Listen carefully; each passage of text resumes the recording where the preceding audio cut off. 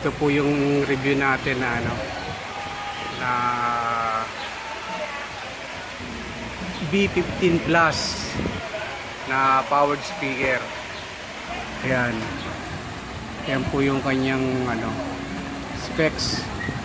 600 watts active speaker system. Wide coverage. HF horn 90 by 60. One high definition neodymium compression driver, kumbaga yan yung tweeter. Tapos 15 inches long Scarson woofer with 2.5 volts 2.5 inch voice call, sorry po. Tapos 600 watts total peak power, Class D plus AB amplifier with SMPS, merong line mic input, tapos with 2 band equalizer, SPL max ng 126 decibels. Ang kanyang timbang ay 18 kg total weight. Tapos meron siyang 4 years warranty. Itong B15 Plus. Yan. Yan po yung kanyang ano, itsura. Itsura niya. Yan. Tapos tako naman tayo sa likod. Ito yung pinakanyang side. Naman ang likod niya. Tapos yung likod niya, ayan ang itsura ng likod niya. Ayan. Isa tayo dito sa pinaka power cable niya, yung input ng ating ano, kuryente sa line. Tapos kanyang switch ng switch ng power. Tapos ito naman yung line voltage, ito yung voltage selector kung i-ano nyo sa 220. Yan, may selector dyan 220 o kaya 110, meron yan. Tapos dito naman meron tayong fuse. Yan, meron siyang fuse, dalawang klase ang fuse nya, ang rating ng fuse. Merong 220, ayan, tapos 50 volts saka 120 volts AC. Ayun ang klase ng ano ng specs ng fuse na ginagamit. Ayan, tapos meron siyang button dito ng ground ata to. Ground. Tapos ito yung link niya. Tapos yung pinaka XLR na pwedeng XLR, pwedeng PN. Ito input niya. Tapos ito naman yung front LED para makita yung indicator ng LED. Tapos ito yung volume level. Ito yung pinaka volume level niya. Tapos siyempre yung line level sa mic level, pipili mo na lang. Pag nakalubog, mic level. Pag nakaangat, line level. Tapos low and high. Low and high. Tapos yan po yung kanyang pangalan, Pro L na B15 Plus. Review naman tayo ng ano, itong powered speaker na Top Pro. Top Pro naman ito. Bro, ilan inches to? 15 to, no? 15 inches. Yan, 15 inches yan. Yan, yan ang kanyang brand, Top Pro Music Gear. Yan. Tapos yan ang kanyang itsura. Itsura niya. From top, ito yung top niya. Itsura niya sa gilid. Ayan. Ito naman tayo sa kanyang back panel. Yung itsura ng back panel niya.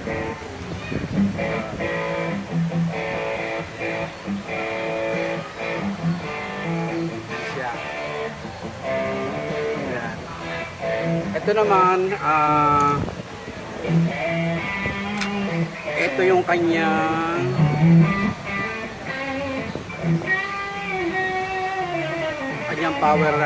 power LED. Tapos signal signal limit indicator, LED indicator. Tapos ito na yung pinaka volume natin. Volume niya. Yung volume. Tapos ito yung front LED din. Front LED. Tapos, ito po yung line input. Pwedeng line level, saka mic level. Ano nyo lang po, pili na lang kayo. Tapos, DSP preset niya, naka-flat lang to. Depende na lang po sa gagamit. Pwede sa music, pwedeng user. Tapos, ito yung ground clip natin. Ground clip siya. Tapos meron siyang isang input na pwedeng XLR, pwedeng XLR, pwedeng PL, TRS. Ayan. Tapos isang link. Meron tayong link. Tapos ito po yung specs niya ng tapo, yung music gear. XCS. Ito yung model niya, XCS 15A. So 15 inch siya na two-way active loudspeaker, power speaker yan. Tapos program power ng 800 watts, tapos peak power niya ng 1600 watts. Yan. Pero ang alam ko, ang true RMS nito is nasa 400 watts lang ang true, yung pinaka RMS talaga nito, yung kanyang RMS. Tapos meron siyang cooling fan, exhaust. Ito. Tapos ito yung power cord, input. Tapos switch, power switch. Ito naman may selector siya ng 110, selector ng voltage. Pwedeng 110, pwedeng 220, 240. Yan. Nandiyan na rin po yung mga ano niya ng ratings ng fuse. Yan. Naman tayo ng Alto. Ito. Yan.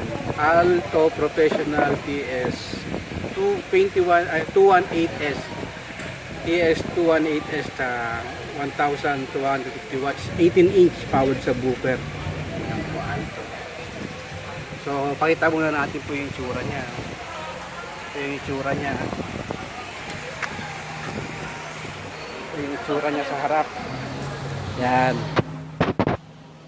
Alto. 18 inch powered subwoofer. Yan. Yan siya. Yan ang mga logo niya. Yan. Yan ang kanyang itsura sa harapan. Tapos ito yung kabitan ng speaker natin. Ang powered speaker naman. Ang mid-high. Yan. Tapos pagka side naman, ito itsura niya sa side. Yan. Ito sa side niya.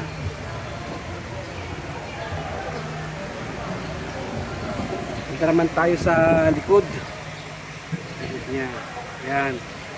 Ito na nga po yung kanyang specs. Ito natin Alto Professional TS 218S 1250 watts 18 powered subwoofer. Tapos dito meron siyang polarity, reverse niya. Ito. Tapos merong output full range na saka extended LF, low frequency yata yan. Tapos volume, ito yung indicator ng signal limit, saka power naman to sa kabila, power. Ito naman yung volume. Tapos meron tayong input, itong input 1 saka input 2. Tapos meron tayong output 1 at saka output 2 din. Yan. Dalawang input, dalawang output. Tapos meron tayo sa cable ng audio ng power 220. Yan, supply power natin. Power cord. Tapos ito naman ang power button niya. Yan. Tapos yan po yung mga specs ng ayan, yung fuse niya, rating ng fuse. Yan. Ito parang wala siyang nakalagay na ano eh. 100 volts to. Malamang ano to, auto volts to eh. Kasi wala siyang power selector. Ayan, oh. Wala siyang power selector. So, malamang ano to, tawag dito, auto volts. Auto volts siya. So mga ka-sounds, mga kabuting-ting, ang ganito lang po yung ating content tungkol sa sabutan na Alto TS218S. Ito naman po yung Kevlar MX15A na powered speaker. Yan, 300 watts plus 100 watts by active speaker system. So punta muna tayo sa harapan, no? Ito po yung harapan niya, ito yung tsura niya. Tsura ng kanyang sa Twitter, driver, tsura ng at ito yung kanyang woofer sa harapan. Kevlar po ito.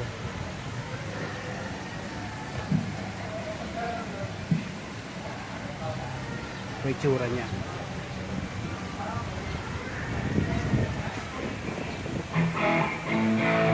Ito naman po tayo sa likod. Ito meron siyang heatsink. May heatsink siya. Tapos meron siyang LED indicator. Para mga natin ang konti.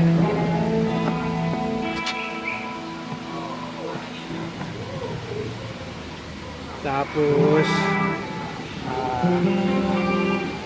master volume baba natin para makita lang. So ayan po, ito yung kanyang heatsink. Tapos meron siyang lagayan ng SD. Ayan, SD. Tapos ito ata yung ano eh, pag-play mo yung mga nasa SD card eh. Tapos meron siyang mode sa Bluetooth to, play, stop, ayan, forward saka rewind saka forward. Yung USB rin to, USB saka SD card. Tapos ito naman yung volume ng MP3 volume. Tapos ito yung flip indicator.